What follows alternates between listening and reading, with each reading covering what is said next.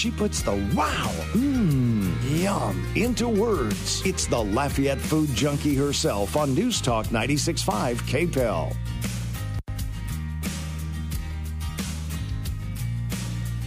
Welcome back to the Lafayette Food Junkie Show on News Talk 96.5 KPEL. I'm your host, Tiffany Deku. Here we talk about all the food happenings around Acadiana. If you like food, tune in. You might learn something new.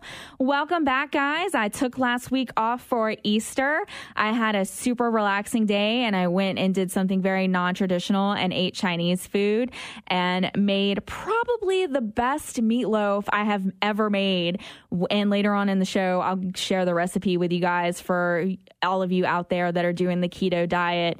It is perfect for you because it's a keto meatloaf. And I am not doing keto right now. I have decided to go off of it for the week. I'm going camping this next week, and I'm eating all the carbs. I don't care. Carbs are life right now. And then I'll go back on keto, and carbs will be the double. I'm excited to announce that the show has a new sponsor. Speaking of carbs, rice is life. Prairie Ronde Rice.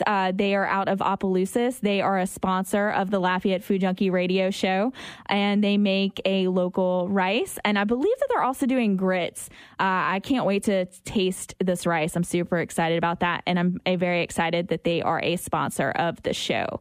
Joining tonight as guest co-host is Miss Naughty Lola with Boom Boom Burlesque.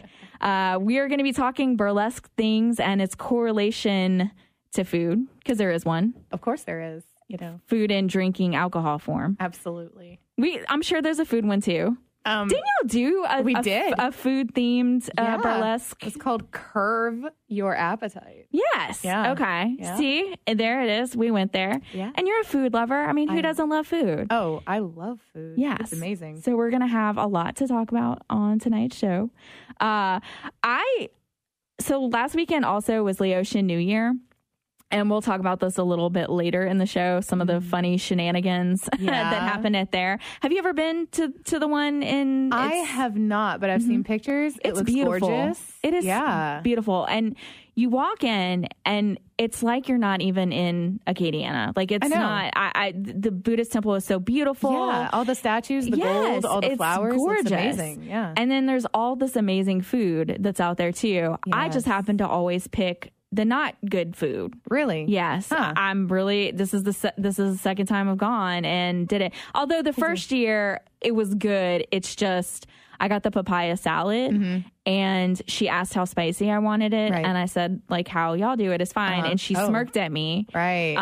Cause she was literally thinking stupid white girl. Right. And, I got it and only could take one bite because it was too hot. And I'm not a heat person. Do you like spice? I do. Yeah. Okay. I mean, you probably would have been fine. Well, I don't know. You see, when I eat Indian food or something and it's like mild, medium hot, Indian hot, I can typically only go up to like mild, maybe medium, but that's pretty hot for Indian. Yeah. But that's pretty average for Cajun food. So, I mean, I'd say like... So Cajun food, hot. Right. See, I think I can handle Cajun hot. Yeah.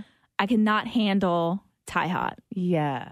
Thai is like Indian hot. Yes. It's like, right. So is Laotian food more like Thai leaning versus like, okay. It is more of Thai leaning. And it's like, actually, I think like Laotian means like people of the rice. So like rice is like very prevalent in the food. And it's a lot of like Thai themed. Like if you've been to a Thai restaurant, like a lot of the food that there has Laotian influences. Right. Amazing curries. Yes. Fantastic. So it was good. Lots of coconut. Now, they have one of the things that they normally have is like grilled meats. And we got these sausages that were basically like Laotian Boudin. Like they were they were creamy in the middle. They had like that spice, like lemongrass spice on them. They were so delicious. I didn't pick that. My date did. Okay. I'm a big food blogger and I'm like, let's try the craziest things out there. Yeah. And right about it. He just went with grilled meat and did great. Boring. We also, they also had a vendor that was doing chicken feet and duck heads. Wow. And I debated trying the duck head, but I also... How do you even serve that? It was fried. Oh, okay. So everything's better fried. But this is my thing. I felt like it was going to taste like chicken feet do. I'm not the biggest chicken feet fan. There's not a lot of meat on them. Right. So it's it's like, what's the point? Right.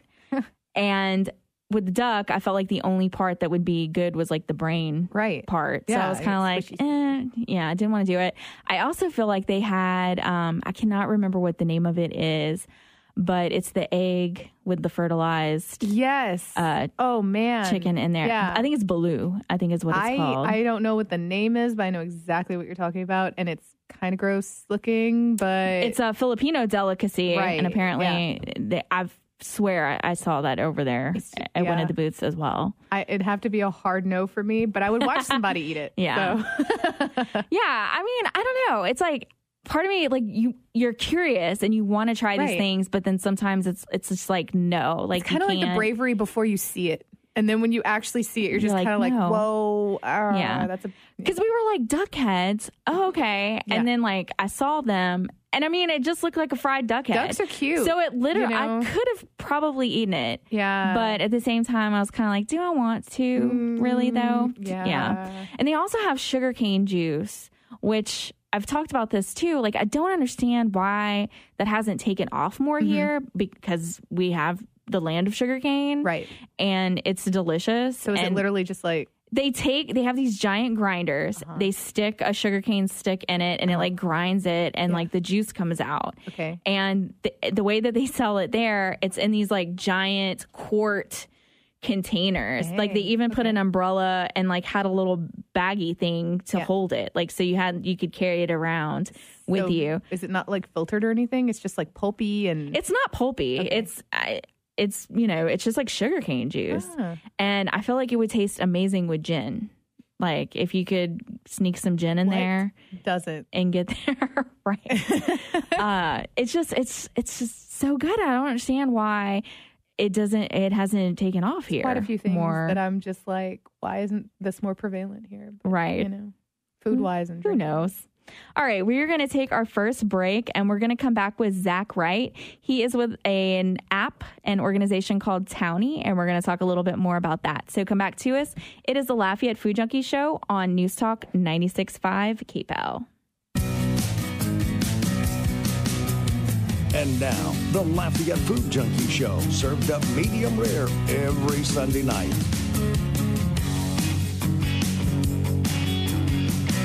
Welcome back to the Lafayette Food Junkie Show on News Talk 96.5 KPEL. I'm your host, Tiffiany Deku. Guest co-host tonight is Miss Naughty Lola with Boom Boom Burlesque. Hey, y'all. And want to shout out again to our sponsor of the show, Prairie Ron Rice.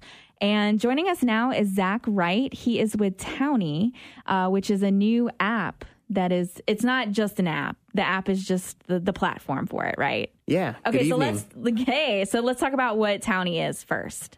So Townie in a nutshell, from a big picture, the big why behind Townie is all about keeping money local. There's this ridiculous statistic where, like, we all use Amazon, we all shop online, and anytime you do that, only 2 cents on the dollar actually stays here in Lafayette.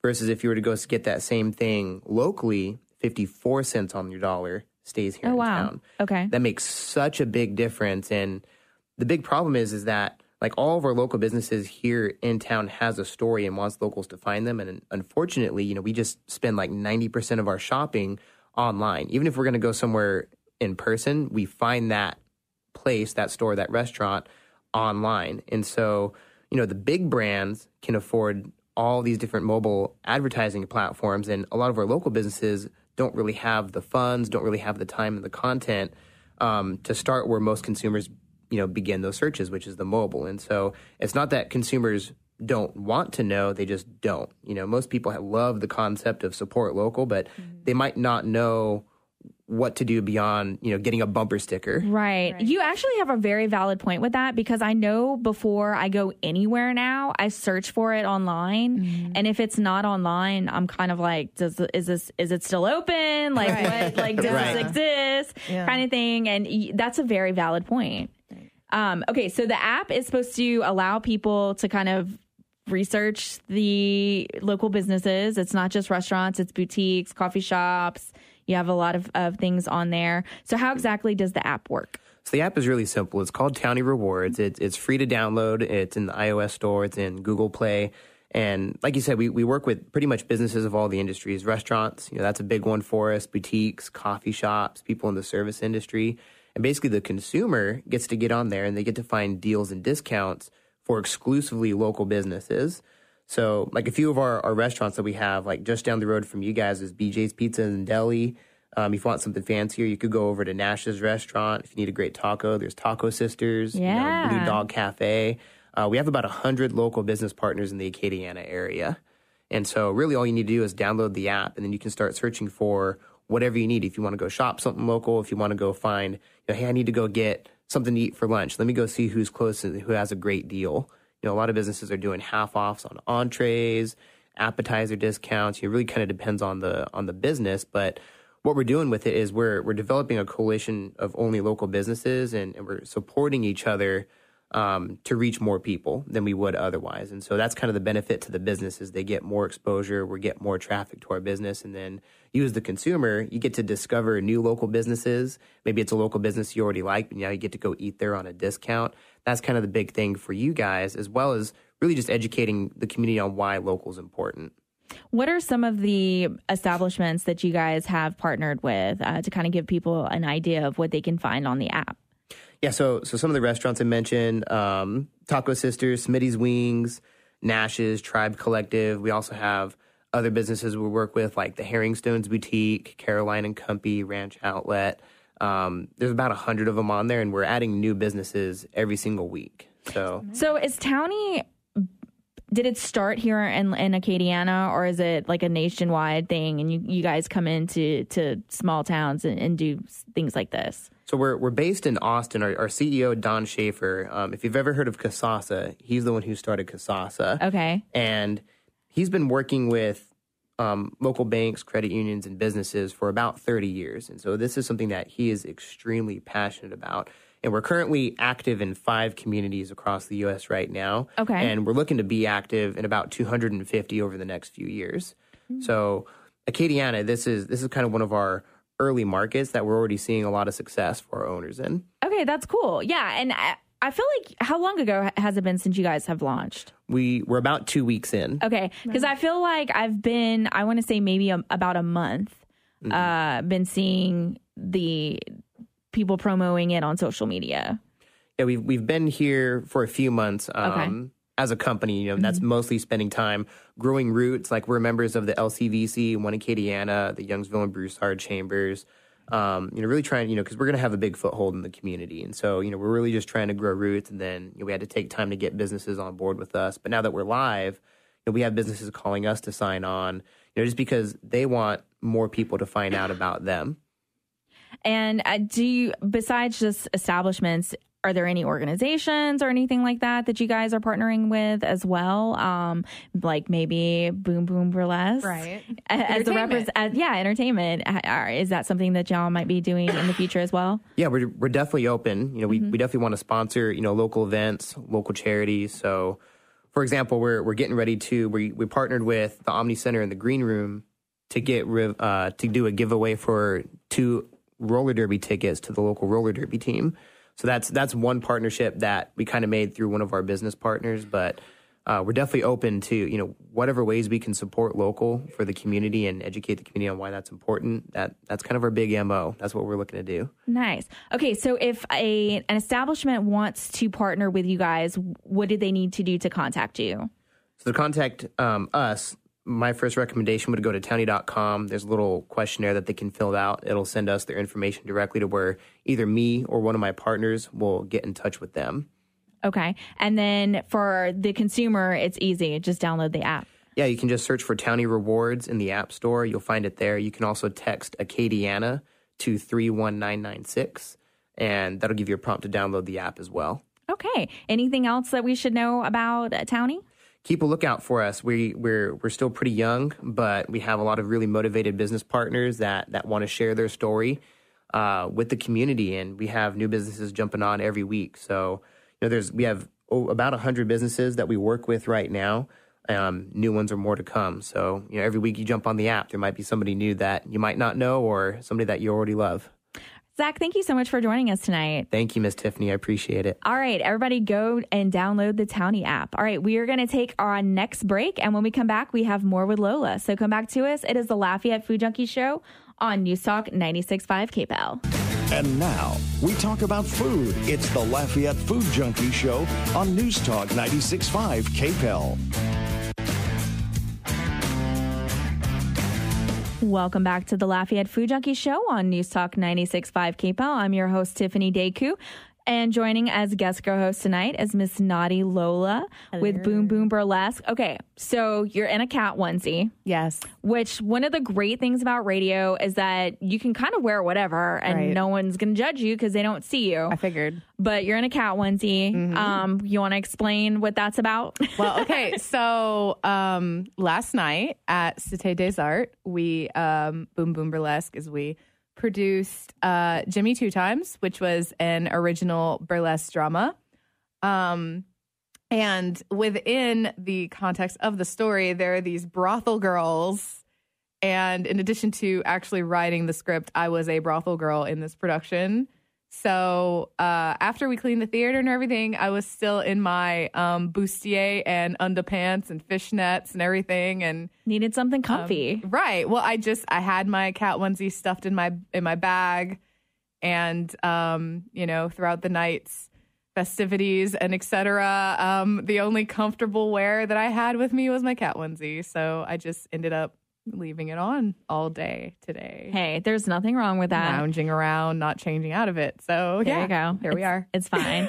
Okay, so let's talk a little bit about, we'll talk about the history of burlesque in Lafayette. Okay. Because we were kind of talking about it, that the Elephant Room that was in town, which was this amazing kind of steakhouse, speakeasy feel. It was really gorgeous. ahead of its time. Yeah.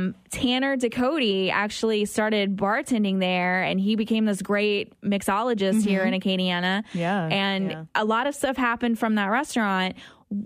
I really feel like if it was here now, it would do great. I feel like it was just a tragedy when it closed, because it was a gorgeous venue in and of itself. And I've heard it said that the food was awesome. I actually hadn't eaten there or anything. I only ever saw it from the outside. But yeah, it was the first place in Lafayette where burlesque dancers were performing. Well, I think it was burlesque dancers from Lafayette performed there and started up, because I'm not sure if Big Deal Burlesque from New Orleans had been in Lafayette before.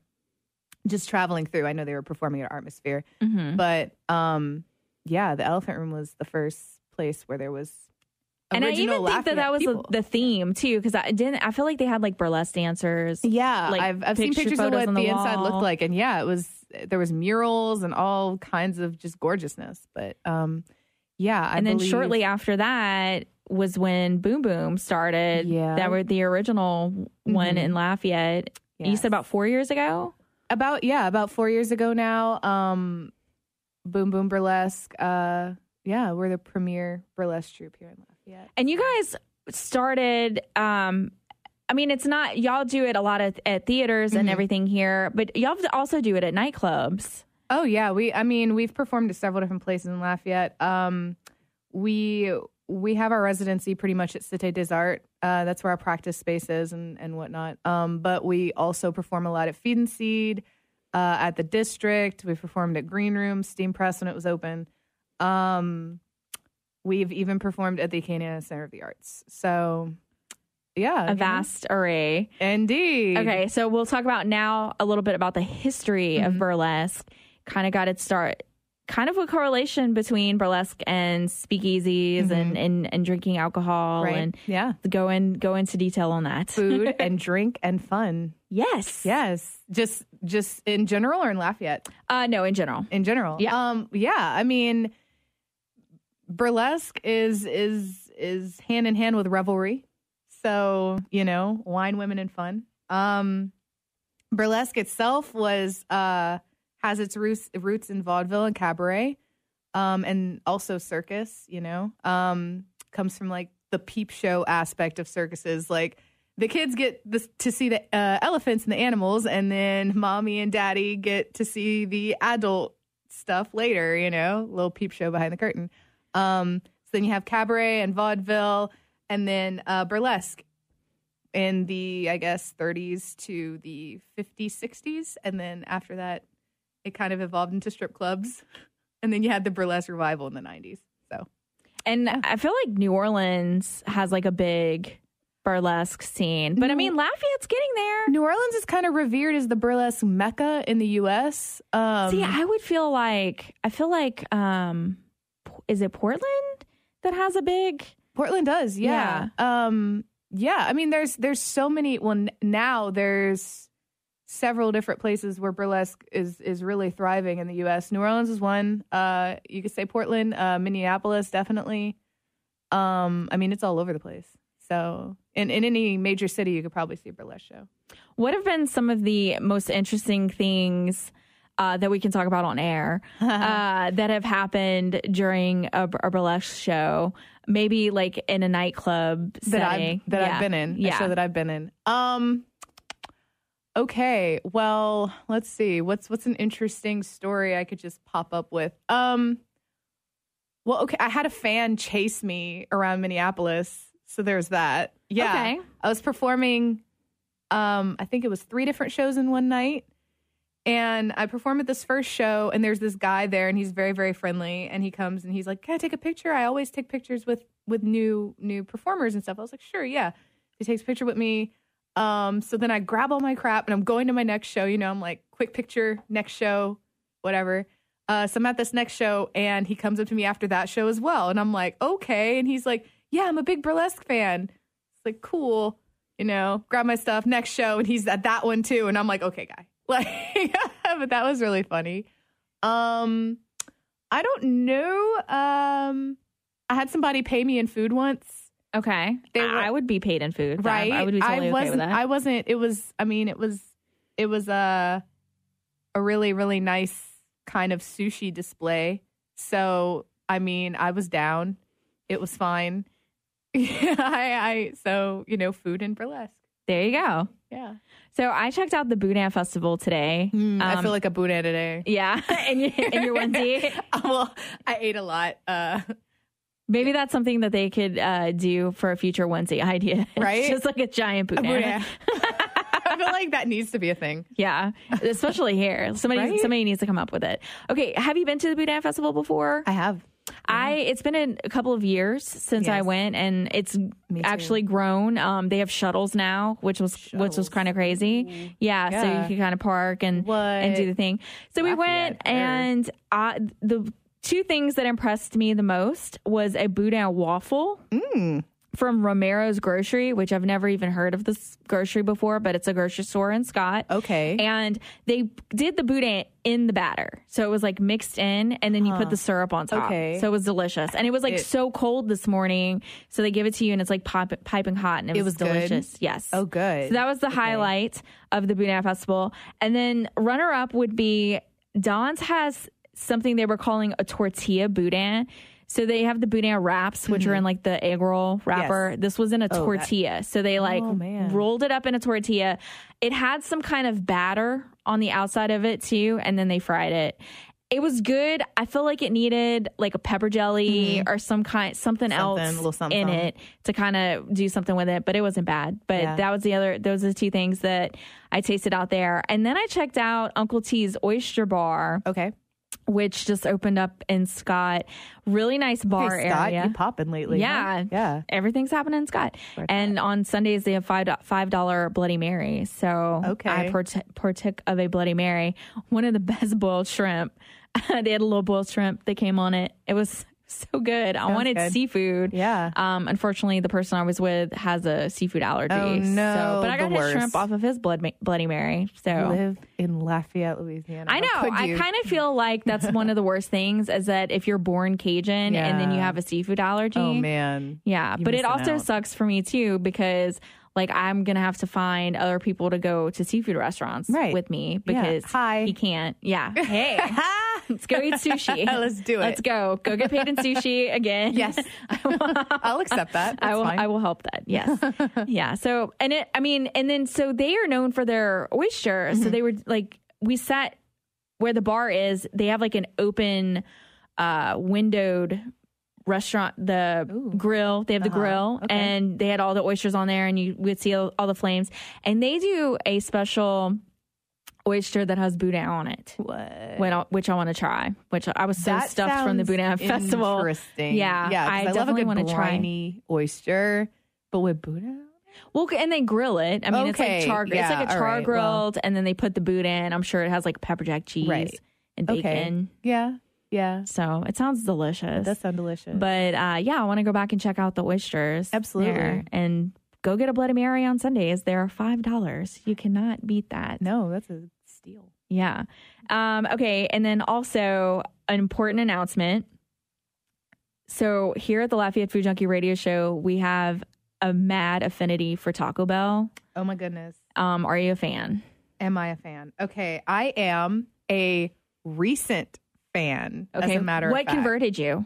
What converted me? A penchant for spending a lot of time with a feller who is in love with Taco Bell. Okay.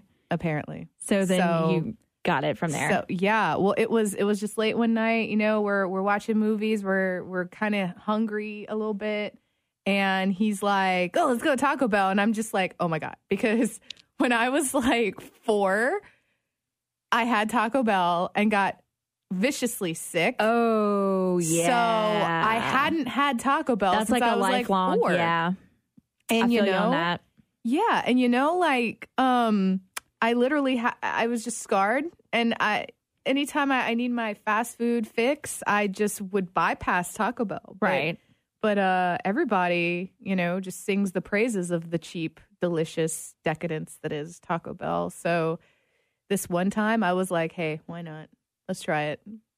And lo and behold, I was eating like 6 tacos, and it was glorious. The Fire Doritos sauce Dos Locos tacos are where it's at. Like, it's just... Yeah. I feel like anyone can find a menu item at Taco Bell that they love. I mean, a Dorito shell is genius. Who comes up with what? Right. Like, and apparently they're all about you customizing your order too.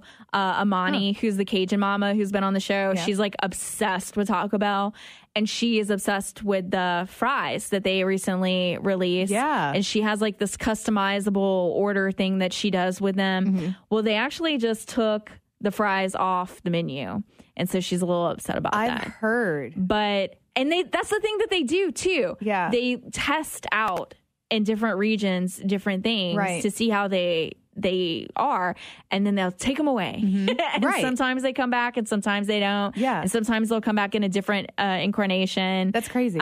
Which is kind of like, come on, Taco Bell. Like, I think that's they're not cool. playing to their power with that, you know? Yeah. It's like, oh, I'm going to keep you wanting more. So the new thing that they have that I tried yesterday is a 3-cheese melt nacho, and it's $1. It's $1. It's like a little nacho, which I love their nacho chips. Right. I love a nacho Bel Grande, and it has their nacho cheese sauce, which I'm going to say is the best cheese sauce substance out there. Really? Like, I have such a love for it. It has a little bit of a jalapeno taste to it. You're making me It's want got to leave it, here like, and go get some Taco Bell. in there. That's poured on it, and then they have like 2 different other kind of cheeses on it, and then the ground beef, and it's $1. That's crazy. Yes, so that's their new thing. That's what they've replaced the fries with. So if you're a fry lover, I'm sorry, they are no longer there. Tragic. They were good, but you can get the 3-cheese melt nacho. And I wasn't so Amani loved. Because they made like a Nachos Bel Grande version, which was with the fries. Right. And I liked the fries with the cheese sauce. Like, they were delicious. They had a little bit of a Mexican spice on the fry. Yeah. But I did not like them in lieu of the tortilla chips in the Supreme. But the 3-cheese melt nacho I can get behind. You're just all about it. I'm about it. It's $1. Well, I'm going to have to go and try that. Yes. Because I'm intrigued now. You must try this out. It's delicious. Okay, we are going to take another break, and when we come back, we have more with Lola. So come back to us. It is the Lafayette Food Junkie Show on News Talk 96.5 KPAL. The best tasting radio show in all of South Louisiana. It's the Lafayette Food Junkie Show on News Talk 96.5 KPAL.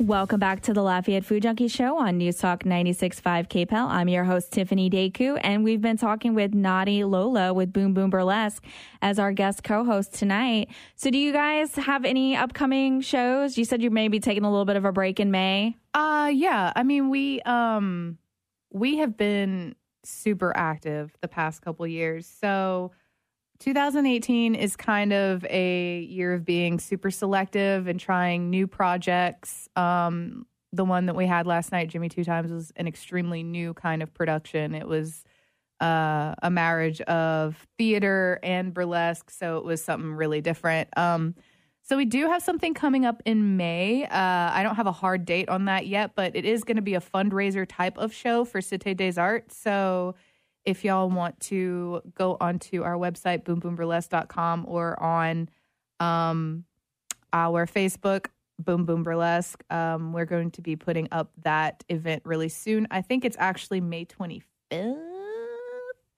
And it's going to be a fundraiser show for Cité des Arts, which Cité is a nonprofit. It's also where we have our little residency. So I am going to be extremely enthusiastic to partake in that show and raise a little bit of money for a nonprofit good cause. And if you ever want to get your inner burlesque dancer on, you guys do classes. You do classes. Yes. And there's another burlesque dancer here in town that does classes. Do. Any upcoming? Maybe talk a little bit about what the different classes that you offer. Well, I have done a class series. I try to do one at least every year. Sometimes it doesn't really work out because I get busy and stuff. Depends on where I'm traveling and how often. But I do a basic burlesque class. I do a seduction arts class, the tease, choreography. If somebody contacts me and wants to set up private classes, that's totally doable. So I'm always available to be reached at my Facebook page, which is Naughty Lola. Or you can find me on Instagram at The Wisest Girl on Earth. Like you. Yeah. I am on that's actually how we know each other. Yeah. We were commenting before the show. We feel like we know each other. We do. And it's only from Instagram. That's like the crazy world of social media. We talk like weekly on Instagram, It feels like, we're just like, hey girl, hey. And I'm like, hey, what's up? There's this famous chef that lives in Georgia that I feel like I'm now best friends with because like we've had private message conversation on Instagram. Yeah. And it was a moment. It was like a real surreal moment for me. And it was also how big Instagram is, but yet still small. Yeah. In that like you can still talk to people that like you think are like, you're like, oh my God, I watched you on Top Chef and like freak out about. Oh my God. But then like they're real and like you can have a conversation with them too. Let's be friends. It's like, it's so bizarre. I know. But that's like one of the cool things about social media. Yeah. The good aspects. There's a lot of bad, but. Right. And lo and behold, I'm here. So it worked out. Cool. Okay. So we're going to talk about a little bit more about Laotian New Year because we're going to have a moment of don't do what I did on a first date. And don't do what I did is the story that I'm about to tell you. So we went to Laotian New Year as our first date. He was super excited. He had never been before. It's really cool if you've never experienced it. We kind of walked around to all the food vendors.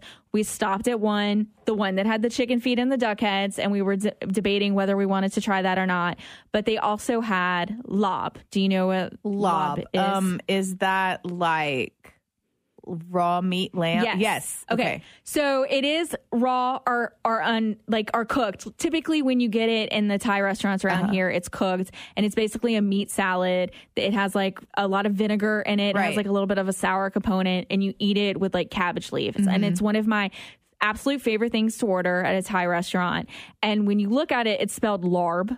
And up until a few months ago, I thought it was said larb. And so they were probably laughing at me hysterically every time I ordered it in a restaurant. But it's lob. It's pronounced that way, even though it looks LARB. So they had it. And I was like, I love this. You know, let's get this. And he was like, okay, cool. So I ordered it. And she said, I just want to let you know it's raw. And I was like, oh, okay. Ooh, yeah. First off, everything was sitting out. So I was like, I said, well, I mean, is that safe to eat? And she was like, we just made it. So I was like, okay. And I looked and she was like, you can take it home and like cook it a little bit. But it is safe to eat raw. So I looked at him and I was like, are you okay eating raw beef?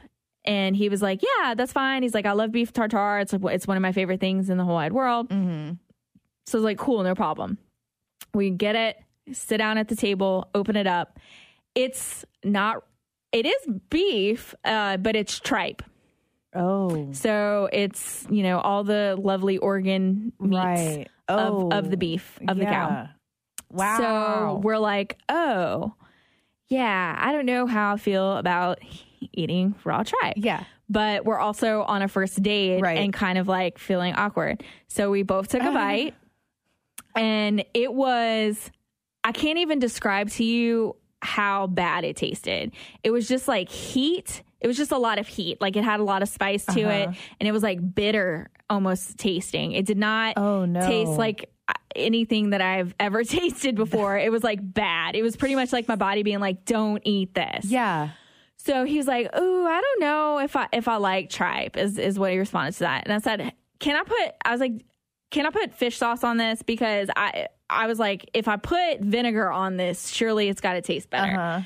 That's what I kept saying that it needed. Like it needed vinegar. Right. And he was like, yeah, that's fine. So I put fish sauce all over it, took another bite, a little better, but still not good.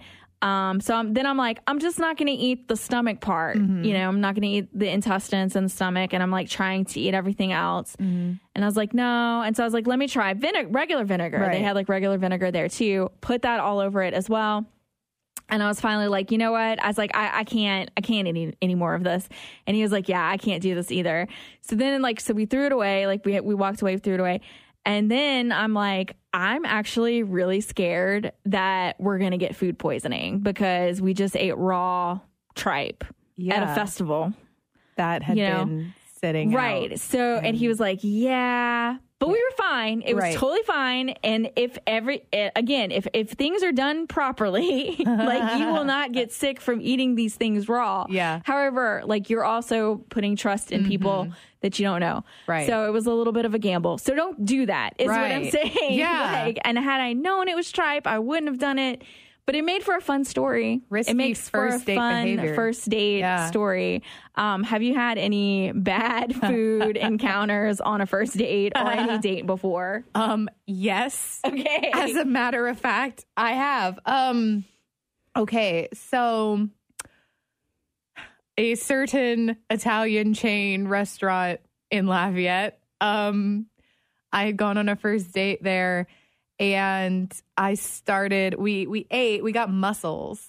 Ooh, yeah. As an appetizer to share. And I trusted this mussel preparation. So I shouldn't have. We'll pause for a moment and say that in Anthony Bourdain's book, Kitchen Confidential, he says that he does not order mussels at a restaurant unless he personally knows the chef. Well, there you are. This is a reason why. How about that? So... But I love shellfish. So we shared a mussel appetizer, and then we moved on to a dessert place after that, and the dessert was delicious. But as I'm eating the dessert, I can feel, oh my gosh, okay. I feel vaguely like I am going to regurgitate soon, and so I excused myself to the bathroom, and I was in there for like 10 minutes. And then I come out and my date's like, are you okay? And I'm like, yeah, absolutely. But I had like literally just emptied my stomach. And wow. So I was just like trying to play it cool desperately. Like I remember looking at myself in the mirror Probably having like hot flashes. Yes. And yes. I was looking at myself in the mirror after and like blotting my head with like a towel, like to cool myself. Like I was just, get yourself together, Lo. Get it together. Like go out and play it cool. So, like, my date's, like, totally awesome. He's just like, blah, blah, blah, whatever. But I, like, puked a bit on my shoe in the process. Oh, no. So he was just like, oh, did you walk in mud or something? There's a little something on your shoe. So I looked down and I'm like, oh, my God. And it was just the most horrifying feeling in my stomach. I swear. Man. And then I was that just has like, to be, I mean, we almost had that kind of experience. Yes. Like, so Well, luckily we didn't. It happened. So, yeah, your worst nightmare became my reality. So. Wow, man.